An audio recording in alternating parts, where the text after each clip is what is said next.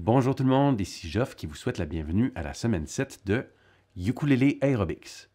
Comme tous les lundis, c'est une journée plus tranquille puisqu'on prend bien le temps d'apprendre de nouveaux accords. Alors, regardons ça sans plus tarder, c'est parti. Voyons donc ces 5 accords d'un peu plus près.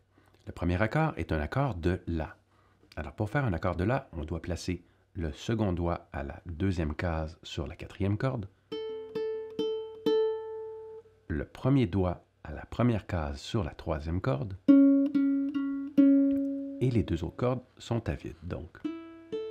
Ce qui donne donc ceci.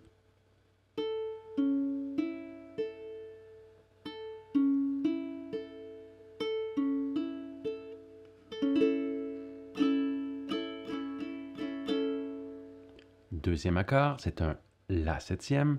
Alors c'est exactement comme un La, mais on soulève le deuxième doigt, ce qui fait qu'il ne reste plus que l'index à la première corde, pardon, à la première case sur la troisième corde, et toutes les autres cordes sont à vide. Ça vaut la peine de vérifier une corde à la fois, histoire d'éviter de se retrouver dans une situation où on prend l'habitude, par exemple, d'étouffer des cordes sans s'en rendre compte, comme ceci. Ça, c'est ce qu'on ne veut pas. C'est mal. Ne faites pas ceci à la maison. Voilà pour le La septième. Troisième accord, alors c'est un accord de D. Celui-là est quand même assez intéressant parce que selon la taille de votre main et la taille de votre ukulélé, il y a vraiment plusieurs façons d'effectuer le tout. Alors, la façon la plus commune consiste à prendre les doigts 1, 2 et 3 et on va faire ce fameux pivot. Vous savez comme on fait pour les accords de la famille de Sol ou de G. Donc, on vient placer tout d'abord le troisième doigt à la deuxième case sur la deuxième corde. Ensuite, on garde le pivot, parce que, pourquoi on fait un pivot déjà? Parce que de cette façon-là, les doigts occupent moins d'espace. Donc, on se rappelle, deuxième case, deuxième corde. Ensuite, toujours deuxième case, avec le deuxième doigt cette fois-ci, mais sur la troisième corde. Et finalement, deuxième case, encore une fois, mais sur la quatrième corde, avec le premier doigt. Donc, 2, 2, 2 et 0. Le plus important, c'est de vérifier que cette corde ici sonne bien. Alors, ça, c'est une façon de le faire. Pour ceux et celles qui peinent à le faire de cette façon-là, une autre façon de le faire consisterait à utiliser les doigts 4, 3 et 2. Alors, c'est exactement la même chose, toujours avec le même pivot, mais on utilise plutôt ces doigts-ci. Donc, le quatrième doigt sur la deuxième corde, le troisième doigt sur la troisième corde, et finalement, avec le pivot, le deuxième doigt sur la quatrième corde. Certains d'entre vous préféreront même inverser les doigts. Qu'est-ce que je veux dire? C'est qu'on inverse ce doigt-là et ce doigt-ci, comme ceci. C'est une question de goût.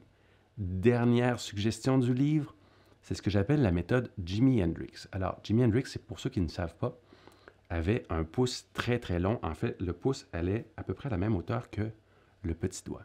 Alors, évidemment, visiblement, je ne suis pas Jimi Hendrix, au cas où vous en doutiez encore, et probablement que vous n'êtes pas Jimi Hendrix quand même non plus. Donc, ça ne veut pas dire qu'on ne peut pas essayer. Alors, la stratégie consiste à utiliser le troisième doigt à la deuxième case ici, à utiliser le deuxième doigt, ici sur la troisième corde, et pour le reste, on va prendre notre pouce et on va venir couvrir par-dessus.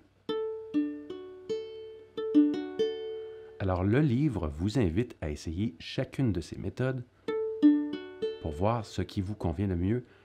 Moi, ça ne va pas du tout pour moi, celle-ci, mais peut-être que ça sera bien pour vous. Prochain accord, un accord de mi septième. Alors, on place notre doigt ici à la première case sur la quatrième corde. On a encore une fois cette espèce d'ouverture en pivot. On vient placer notre deuxième doigt à la deuxième case sur la troisième corde. La prochaine corde est à vide.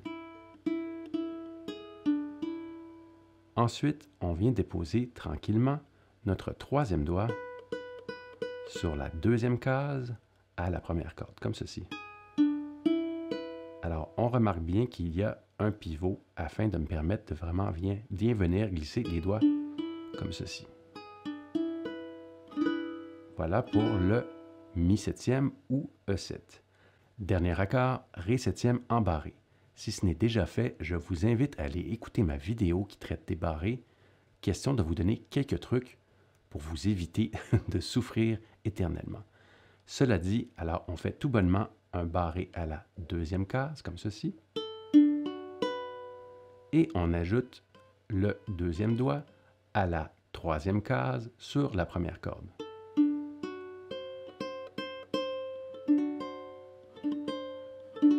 Oh, on va ajuster le barré. Voilà. C'est pour ça qu'on vérifie une corde à la fois pour s'assurer qu'on ne manque rien. Si jamais c'est quand même pas si facile de faire cet accord barré, vous cherchez une alternative, je vous rappelle que l'autre Ré septième consiste simplement à placer l'index à la deuxième case sur la quatrième corde, de faire le fameux pivot comme ceci, et de venir placer votre deuxième doigt à la deuxième case sur la deuxième corde. Donc, corde à vide,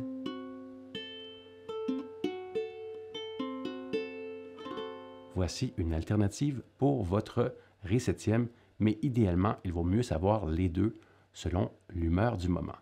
Voilà qui fait le tour des accords pour la semaine 7.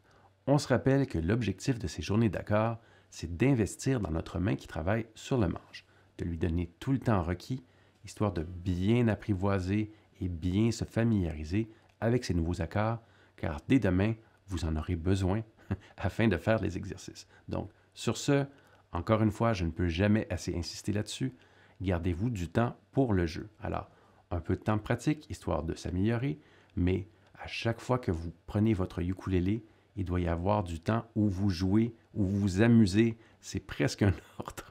Alors sur ce, on se voit demain tout le monde. Bye!